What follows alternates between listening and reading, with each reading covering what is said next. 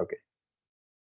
In this lecture, we will see some partial types of partial differential equation and how to categorize those.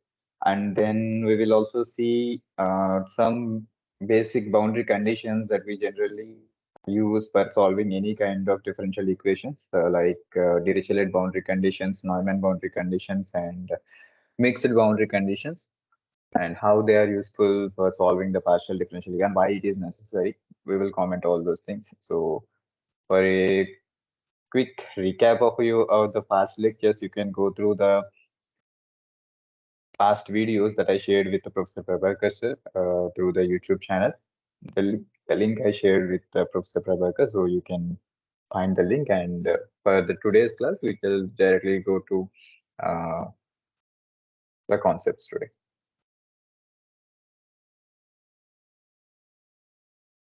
Okay, so I will start with some kind of flow problems today. So what kind of flow problems means we are dealing about? In the fluid mechanics, we generally used to solve the flow over a flat plate. If there is a flat plate, I will say it is the dynamics instead of a mechanics. Mechanics usually consists of both statics and dynamics. So I will say it is a dynamics kind of problems. When you have a flow with some velocity, we say it is a dynamics kind of problem.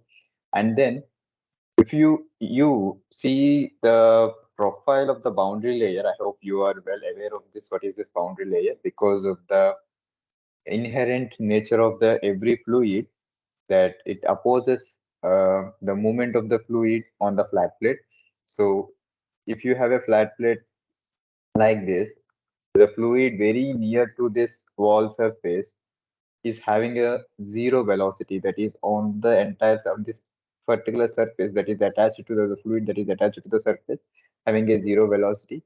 Because of this condition, it creates or forms a boundary layer like this. If you are having x direction and this is your y direction, your boundary layer grows in this direction. That is the velocity. If you are having a velocity of 10 meters per second here, if you find the velocity at every point in this direction, if you try to see the velocity like this inside the boundary layer, you will see here the velocity is approximately 10 meters per second. And at this particular location, the velocity is 8 meters per second. At this location, the velocity is say 5 meters per second. And it is close to the wall at this point, that is just touching the wall. This location, we are having a velocity of 0 meters per second. Okay. So from 10 meters per second to the 0 meters per second, as the velocity is decreasing, because we have to satisfy that on the boundary or on the flat plate, the velocity should be zero because of the viscous effects. And as you move normal to the flat plate, that is in the y direction, if you are moving, you have to satisfy that the flow should have a velocity of approximately 10 meters per second. So the mapping between this 10 meters per second and 0 meters per second is depends on what kind of position or the location along this flat plate. And it is now a parabolic kind of feature. And if you still proceed to the x direction, this feature still holds the parabolic level, but it differs in its shape and its height. We generally call this height, if you find any x position, we generally call this height as a delta, that is called boundary layer thickness.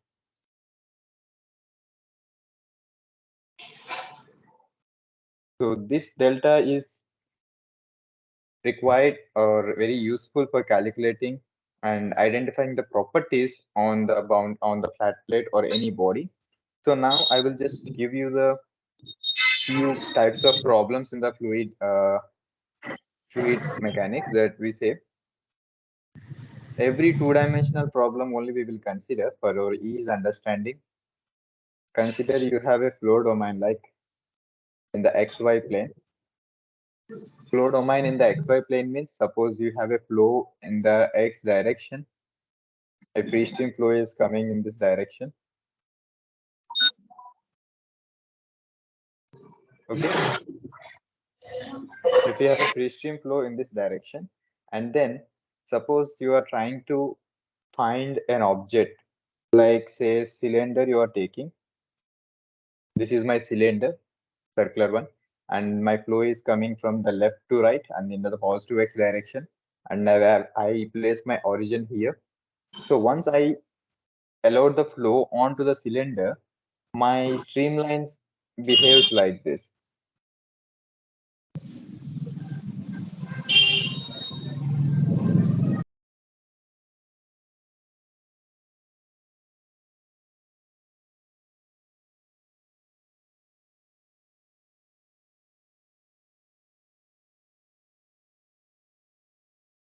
My streamlines behaves like this. This is my free stream velocity. This is a free stream. Generally, we indicates like free stream means the upcoming fluid flow with a certain velocity, and we generally indicate that with the velocity of with a symbol of infinity, that is say v infinity. And this is your cylinder, say with a radius of r. And then we pointed out few interesting characteristic like in the in the various studies of aerodynamics. They say these streamlines that you are seeing in front of the cylinder are able to sense the characteristics or are able to sense that there is a disturbance in the flow field. Suppose the flow is coming from left to right, and this flow, whatever this flow, is not coming and hitting directly the cylinder, but it is also sensing that there is some disturbance present at this particular location. Whatever the flow is coming, that is able to sense the disturbance present at this particular disturbance means the presence of wall of the cylinder. So this disturbance is sensing by the fluid, and the disturbance information is propagating back into the domain. And since this effect is propagating back into the domain, these streamlines are diverging somewhat far. It is not coming close to the cylinder itself. The streamlines, you can see, they are tending to move in the upward direction here itself or here itself at this particular location itself. They are not coming close to the object, and then they are not turning. They are turning far behind, far above the fluid, far above the cylinder itself. I mean, at this particular location, say. So these kind of behavior in the fluid, we generally stated it as elliptical kind of behavior. What is this elliptical kind of behavior means? Suppose if you have any disturbance at this point, disturbance means the presence of any, say point P, presence of any kind of whether particular a small disturbance kind of because of induced by a wall or a small droplet. If you see, if you drop any kind of a stone or any a droplet in the uh, still water, you can see the ripples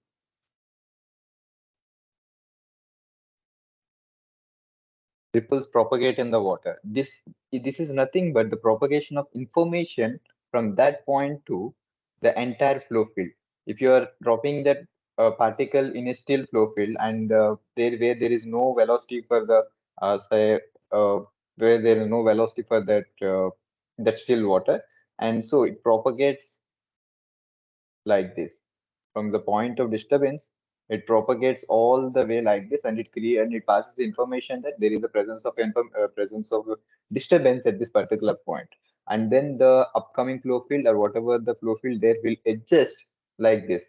Since the disturbance is here and the in front flow stream, the ahead flow stream is adjusting according to the disturbance present here. So this is what called as elliptical kind of behavior. So why we are discussing this? Are we able to mathematically model this kind of behavior? Yes, we can able to mathematically model these kind of behaviors using um, by understanding the behavior of the equation, behavior of how the equation, partial differential equation is behaving. Based upon that, we can identify whether the solution is this kind of elliptical behavior. What is this elliptical behavior? It should able to sense the presence of disturbance somewhere in the flow field, and the disturbance is propagating backward like this. In the same way,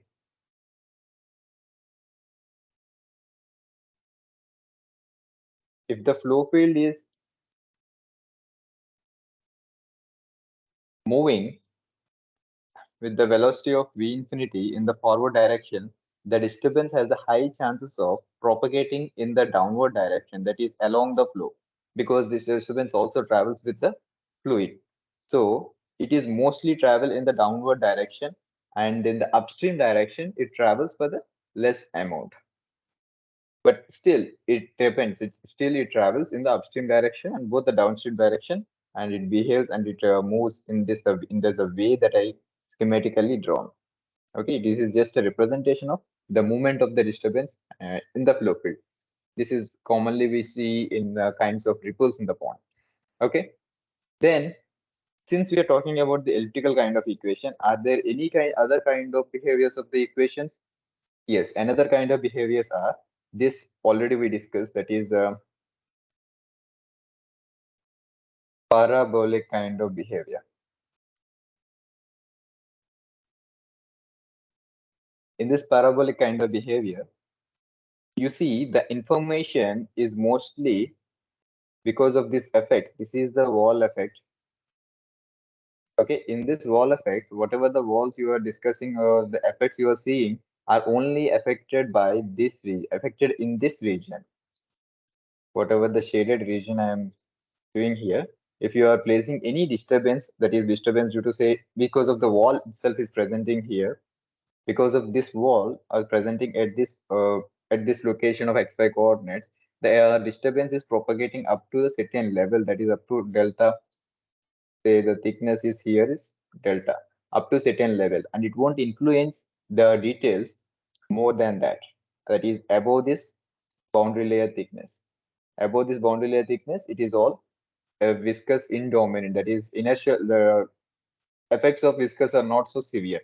So only this disturbance, that is the presence of wall on you or the velocity decrement, is restricted to this particular region. So we call these kind of behaviors as a parabolic kind of behavior.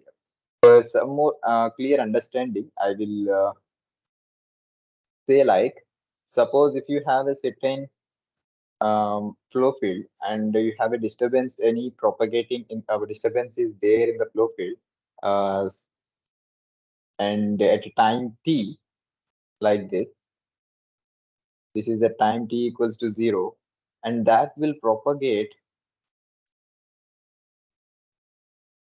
based upon these conditions only. It won't influence if it is present only between these two regions at the starting time of the 0, then it will be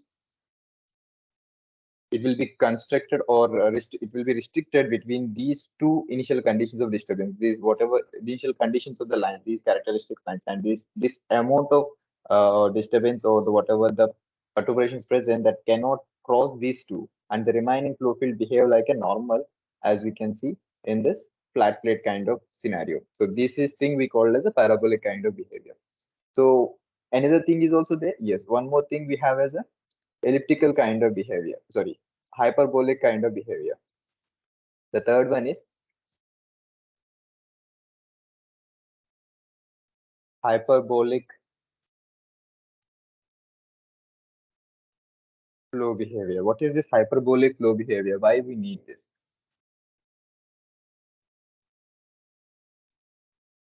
We need the hyperbolic kind of behavior when we are dealing with flows with a supersonic level. Suppose consider a rocket that is moving with a certain high velocity, a rocket or high speed jet aircrafts, which are moving at very high velocities. Generally, their velocities are say in the range of 500 and more than 500, maximum more than 500 meters per second. So if you are taking this range, what is this range indicates, like why we are saying this is a high range or low range?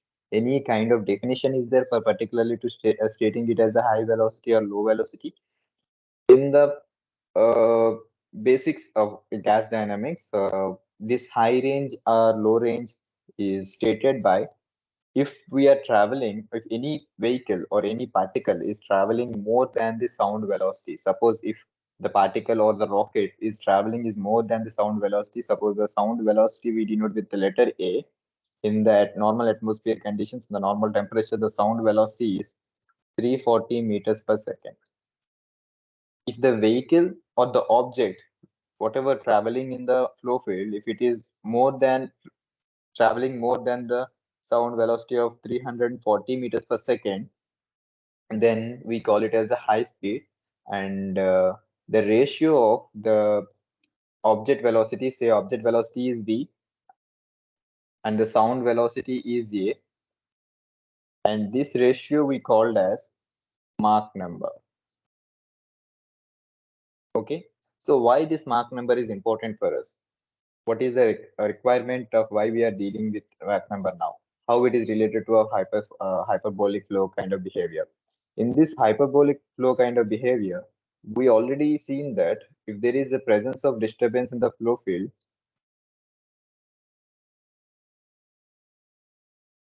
suppose if this flow field is coming with a velocity of 500 meters per second, which is more greater than the sound velocity, that is sound velocity say at this particular location is 340 meters per second, and the flow field whatever coming from the upstream of this solid object or the rocket, say for the testing purpose, is hitting this point.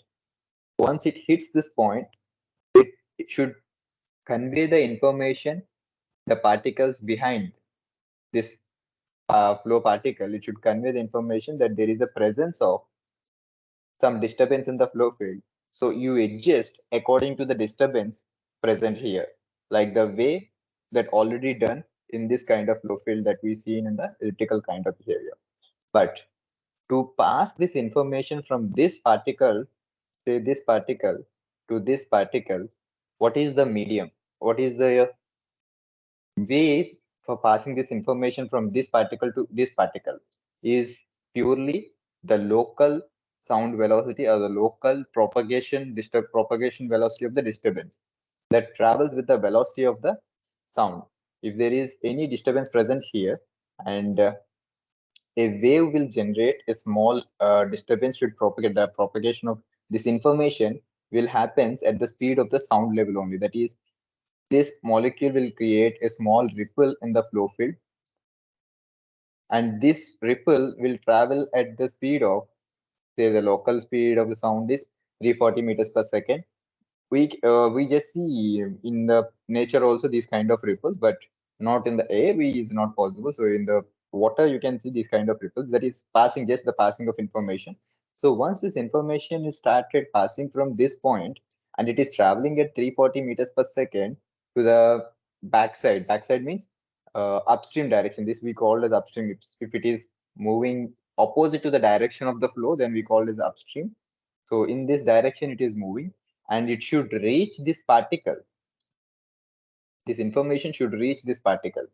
But the thing is, before it reaching this information, I mean, before it is reaching this particle, information reaching this particle, the particle what is present here, that itself will travel 500 meters per second. That is, itself will go much farther than uh, much farther than this information, whatever the present here. It is not only traveling in the backward direction, it also travels in the forward direction. The ripple travels both forward direction and the backward direction. So before a wave travels to the forward direction, it already able to pass this disturbance. That is, I will draw in a separate way. Suppose this disturbance is propagating like this, that information is propagating like this with 340 meters per second, but your particle, the fluid particle itself, moving at this 500 meters per second, and it traveled more distance than your distance, than the distance of the your disturbance. So since it is already at far behind the, sorry, far away from the disturbance traveling speed, it cannot say, because it is already moving, it already crossed. At the same time, this particle also crosses this disturbance levels. Before it is reaching, it will cross the disturbance levels.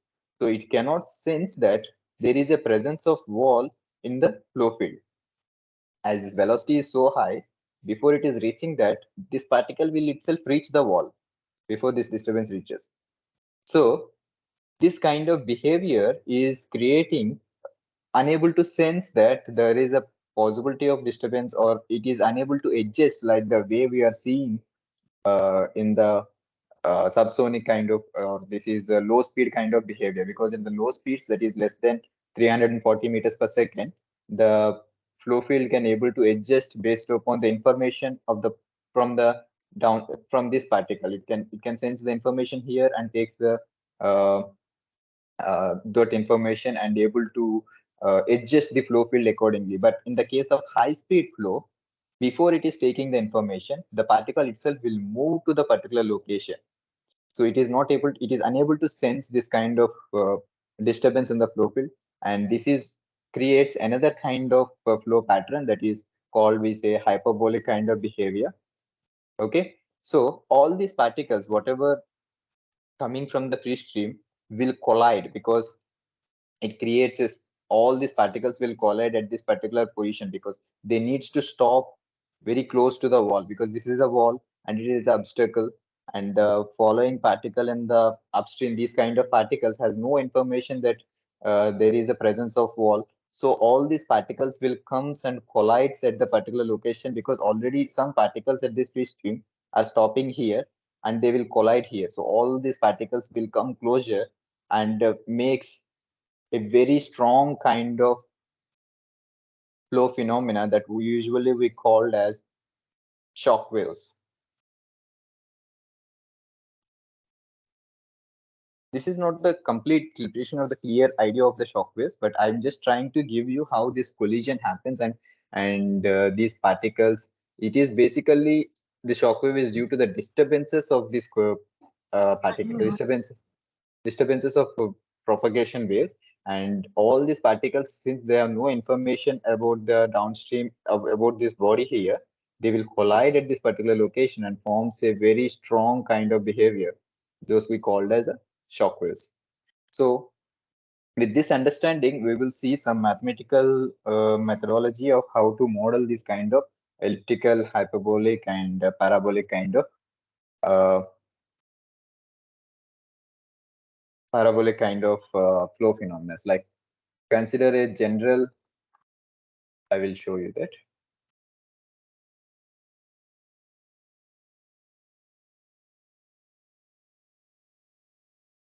Let me present you that screen.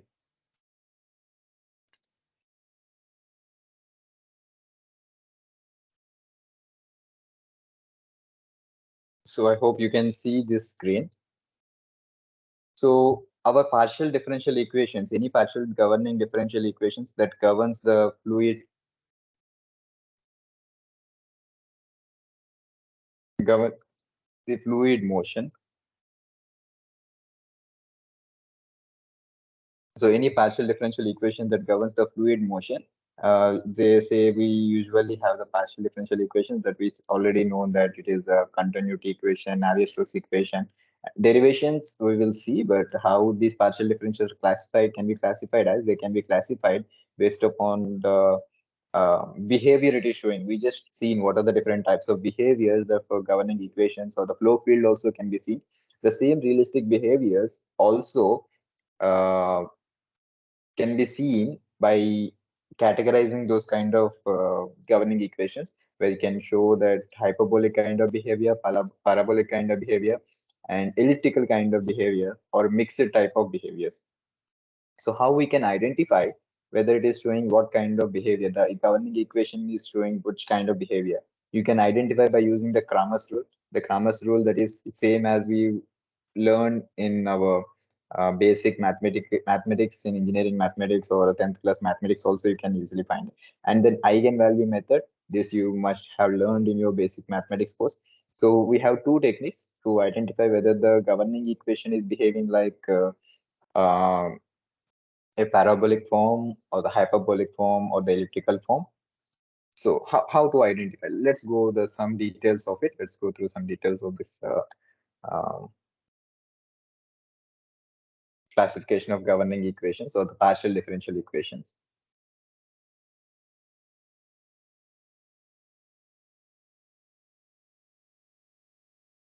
So let us consider the governing equations are these.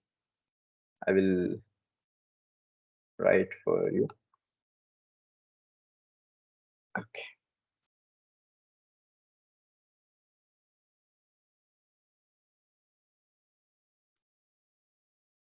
Suppose you have governing equations of two different partial equations, and with having information that suppose say a1 dou u by dou x plus b1 dou u by dou y plus c1 dou v by dou x plus d1 dou v by dou y equals to f1. Don't worry what is this v and u, b1, c1, everything. These are all just random parameters that we are random arbitrary constants that we took for our understanding of the governing equation. Later we can apply to understand our actual equation. This is just all of the numbers, but the parameters u comma v represent some uh, dependent variables. That is dependent variables dependent on x comma y. Okay, we have two-dimensional function. These are all x comma y, or these two are independent variables. And, okay, primary or the independent variables. These two are independent, and these are all dependent variables. And the same way we can also write this is a2 dou u by dou x plus b2 dou u by dou y plus c2 dou v by dou x plus d2 dou v by dou y equals to f2. Okay, so these are the governing, say, assume these are the governing equations, or these are the generalized partial differential equations. Now our task is to understand these behaviors. We already seen what is that u and v. That u is a, if u is variable based upon that x and y, we generally write like this: u is a function of u of x comma y, and v is also function of x comma y, so that we write as v equals to v of x comma y. From the chain rule, one should able to clearly see how we can write the change in u. The change in u means that is du can happen may because of the change in x, or can happen may because of the change in y. That you can write like that: dou u by dou x. If there is any small change in x, the du can happen, and if there is any small change in y, there is a change in u also can happen. So it is a combination of the change in u parameter is the combination of change in x and change in y. It is not individual, it is a combination of both. So I can write like that: du equals to change in component with change in du because of the x and change in du because of the y. Okay. And the same way, I can also write change in y. Do not worry that du dv, it is like just nothing, but you need to understand it is a change in that value. If there is a change in that value, how you can write based upon its primary variables or these independent variables. Okay. So dou v by dou x dx plus dou v by dou y dy. So you can write like this. Fine. This is how we can write equation. So this is our first equation. This is our second equation. This is our third equation. This is our fourth equation. If we see these, what are these variables? A1, B1, C1, and D1. These A1, B1, C1, and D1, if they are only functions of the primary variables, A is a function, say A1 equals to A1 of x comma y, and in the same way, all the variables like b1 equals to b1 of only the independent variables. They are only the function of independent variables or constants. Either it can be a function of primary variables, or it can, or the independent variables, or it can be constants. If that is the case, then these relations or these governing equations, we can say it as a linear partial differential equations.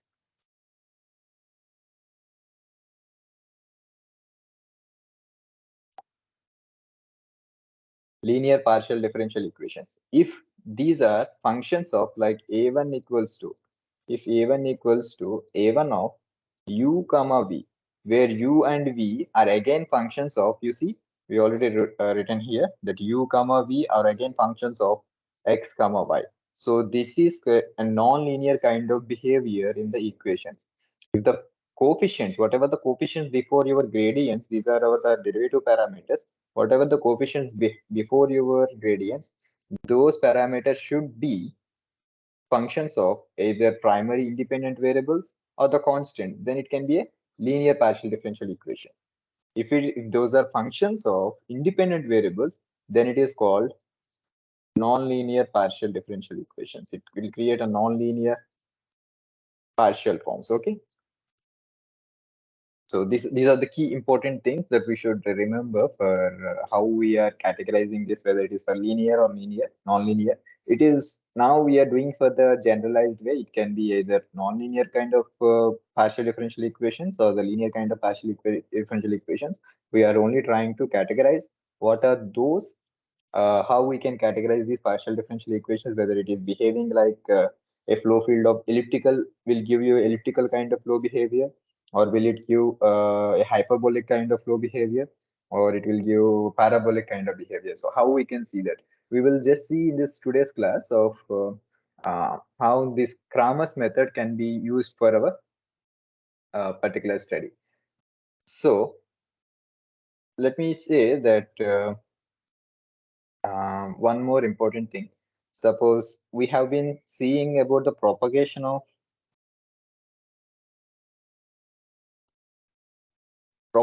disturbance in the flow field. Say this is X and this is Y, and you have a point in the flow field, point P, and I can draw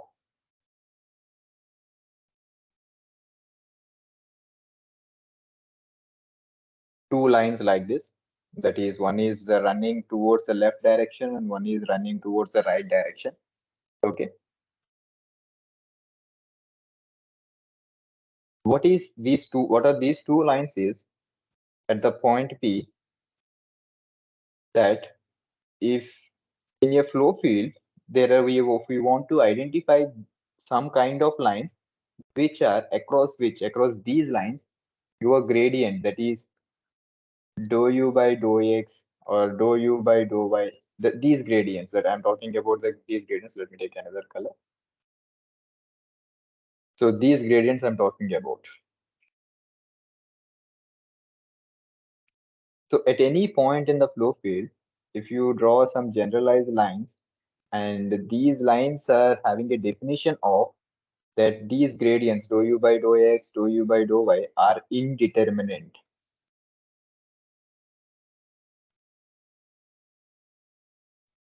That is, there are no particular value that is across this these kind of lines.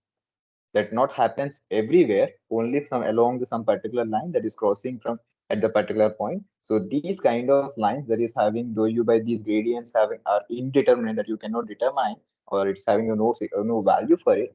Then we say those kind of lines are called the characteristic lines. Okay, so these we call as the characteristic lines. Once so why we are targeting these characteristic lines, how it is helpful for our studies, we will see these characteristic lines in coming few minutes. So just to remind this concept of these characteristic lines, where we are seeing that the gradients that inform that is dou u by dou x or dou u by dou y, everything, all the parameters that I marked are indeterminate across these lines. Okay, not across, along those lines. Okay, so let's frame this four equations. I have equation 1, equation 2, equation 3, equation 4. In all these equations, I have common parameters like dou u by dou x, dou u by dou y, dou v by dou x, dou v by dou y. You can see these are all the common things I have. So I can frame a matrix like this, that is A1. If you are good enough in generating the matrices, it is very useful or easy to understand how I am framing these matrices. You have four system of equations, that is 1, 2, 3, 4, four equations, and I can generate 4 by 4 matrix for solving these, for solving for the your these gradients dou u by dou x, dou u by dou y. These gradients I am solving, and I have the known coefficients and the primary variable terms.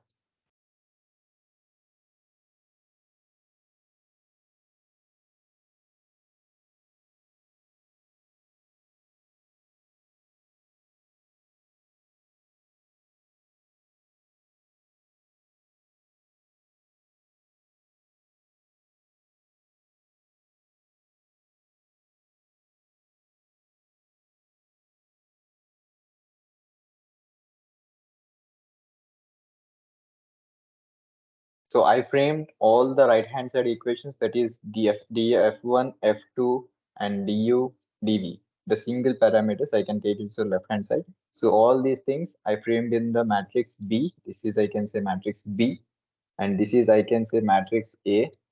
This is a 4 by 4 matrix because we have 4 equations and 4 unknowns here. What are we 4 unknowns? Dou u by dou x, dou u by dou y, dou v by dou x, and dou v by dou y. These are our 4 unknowns, and this is our x matrix. Now this matrix is, we can say, Ax equals to B. What are our target? Our target is to find out these x values.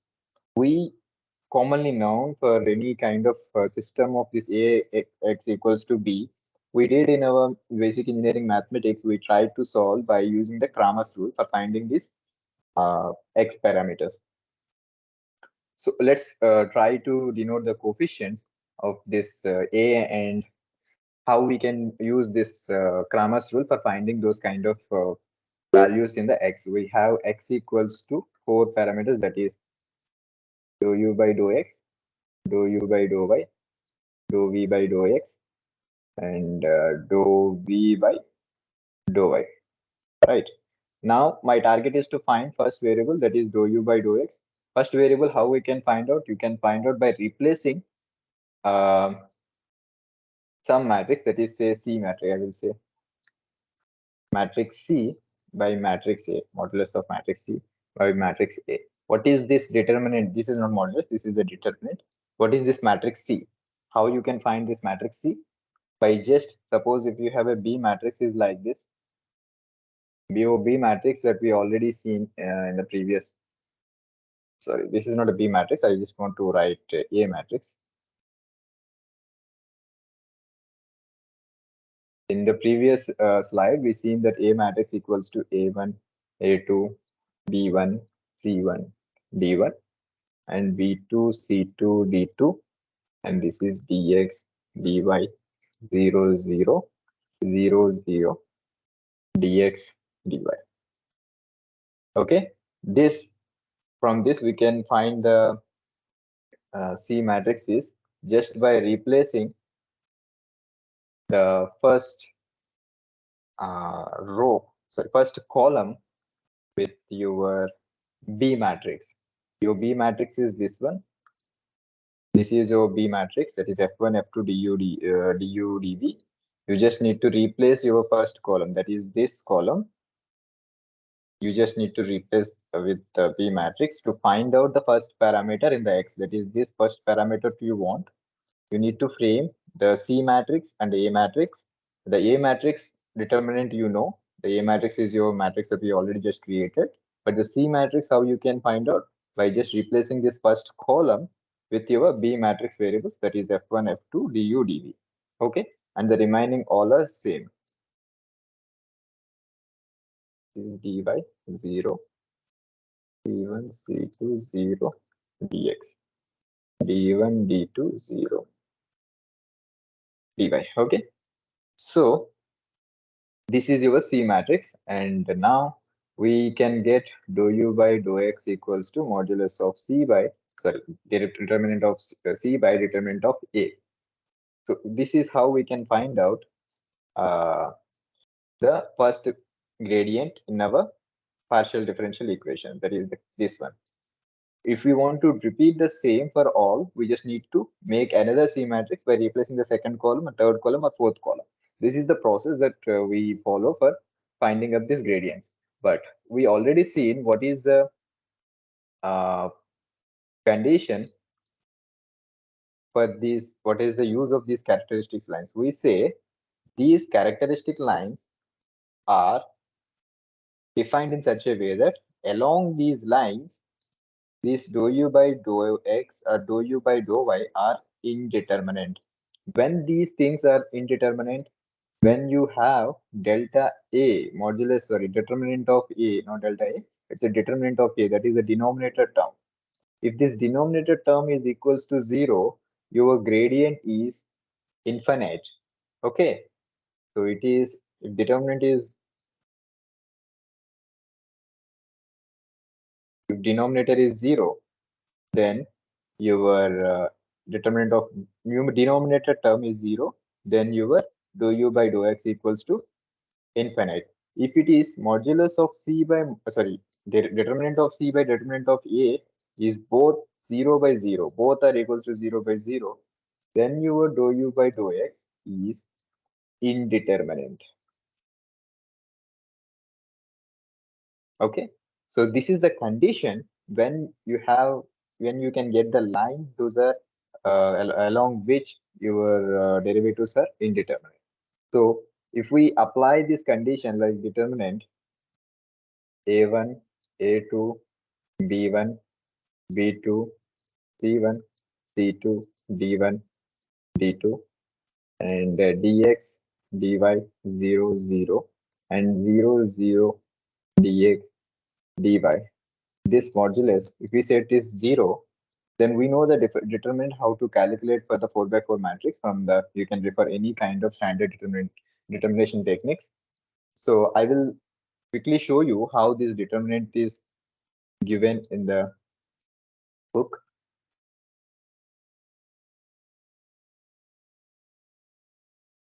You can refer this book. This is the Basics of Computational Fluid Dynamics by Anderson.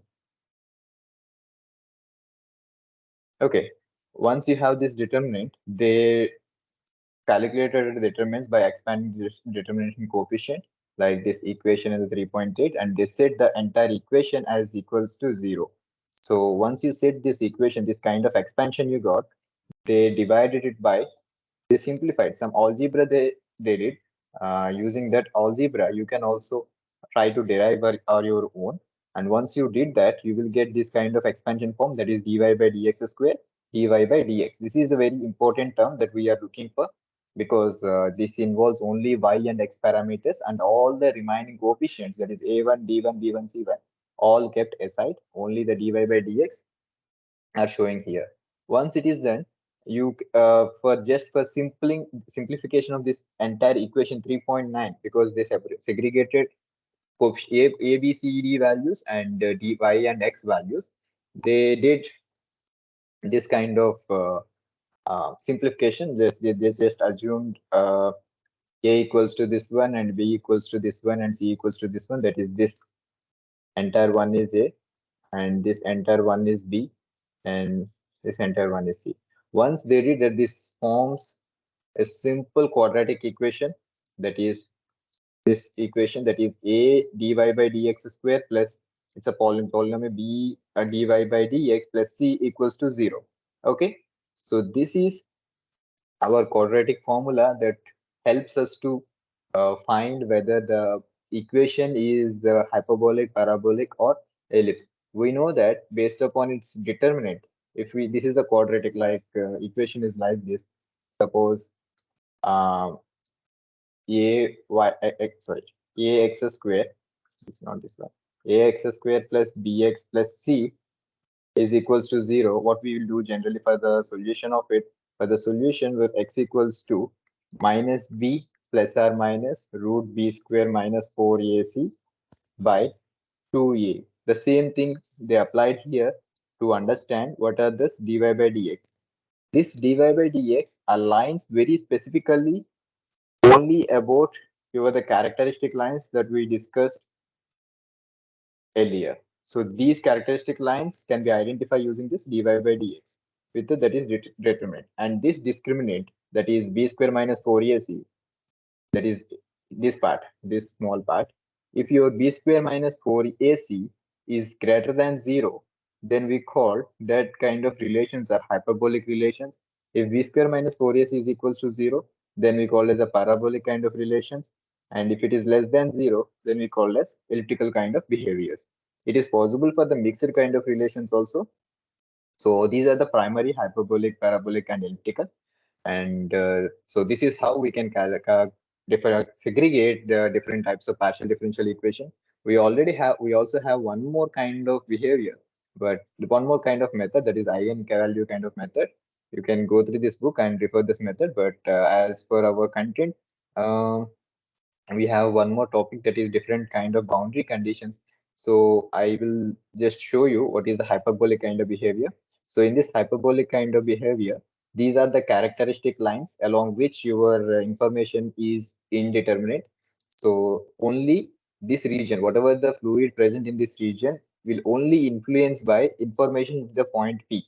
Okay, they don't bother about the information at the region from this region. They only care influenced by, dominated by the information at point P. And they don't carry the information from this region to this region. Though these two regions are very nearby, the information from this region to this region cannot be passed because of this indeterminate kind of nature. So this is how the characteristic lines are very useful for identifying the uh, flow physics that mostly you see as a shock waves in supersonic flow. We call these kind of a bow shock waves, and these are showing a left running and right running characteristics. And also this is for the volume. We up to now we dealt with the two-dimensional flow. We also can see for the volume flows. And then parabolic kind of equations. In this parabolic kind of equation, they always depends on your initial data time, whatever the time first time step. Then those in based upon those information, your flow field will entirely dependent.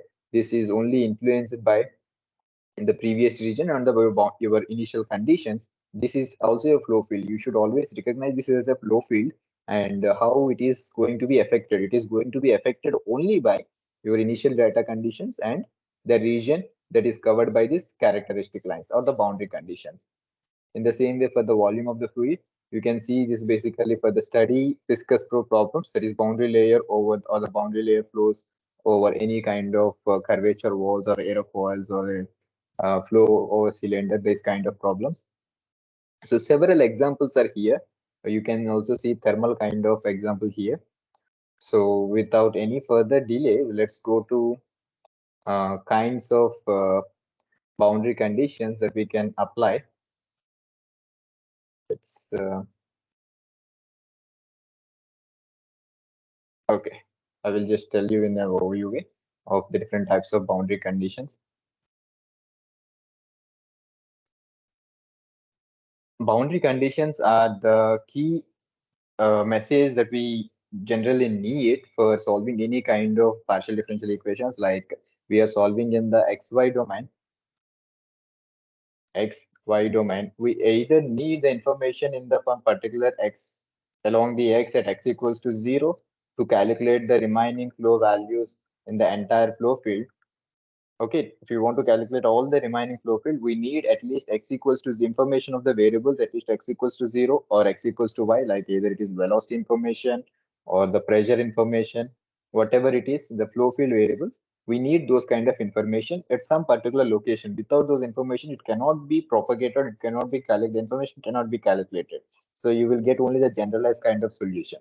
So if you want to apply the boundary conditions for a proper solution, the boundary conditions are like this. Suppose a minute. 3 more minutes and this today's session. And suppose the boundary conditions are like this. You have a fin like this. This is a fin for heat transfer in the fluids. We can say IC engines or wherever that we use fins for dissipating of the heat. And you say you have a temperature T equals to 30 degrees, and you want to calculate the distribution of temperature from here. At this location, you want to calculate the distribution of temperature and how it is distributing your entire fin because of this boundary condition. That is T equals to 30 degrees. Your constant temperature is generating here for the constant. This based upon this constant temperature, you want to calculate the temperature distribution entirely over fin. So this kind of boundary condition, you are directly stating some temperature T equals to 30 degrees. That is direct numerical value. So we call these kind of boundary conditions are as Dirichlet boundary conditions. Since we know the direct value of constant temperature here, we applied this Dirichlet boundary conditions. But if you are transferring the heat by through a fluid medium, sorry.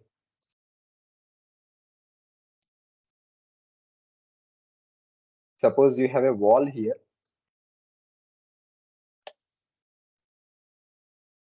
Suppose you have a wall here. This is your wall, and this is your fluid that is passing by adjacent to the fluid. This is a fluid cooling kind of cooling system for maybe your laptops or any kind of condenser, anything. This flowing fluid is taking the heat from the source that is say 30 degrees Celsius, and it is decreasing its temperature by, and it is taking the heat as the fluid is cooling. It is passing by this.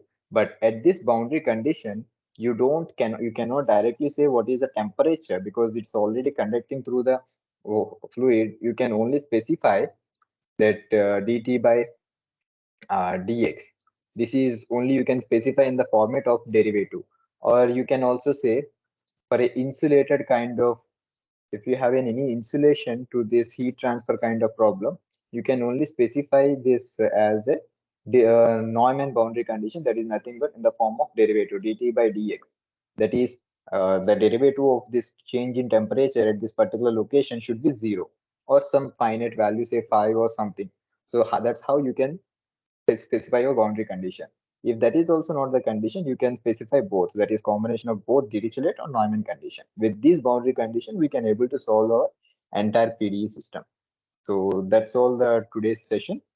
And if there are any questions, I request a quick few questions from you all. Or any doubts also, we can answer in 3 to 4 minutes.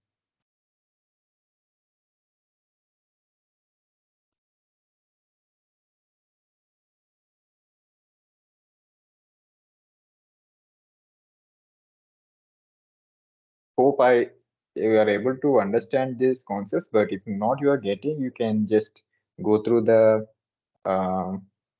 material I will also share, or these sessions are all recorded sessions. I am also posting in YouTube. You can find the link through Prabhakar sir, and you can watch the videos once again, and you can find out for any. You can get back to me if you have any questions regarding the concepts. Okay. So if no questions, Prabhakar sir. Okay, sir. Okay, sir. Sir, thank you, sir. Thank you very much, sir. Thank you very much, sir. Sir, shall we end this session, sir? Yes, sir. We shall end this session. Yeah. Hope Okay. there are no queries from the students.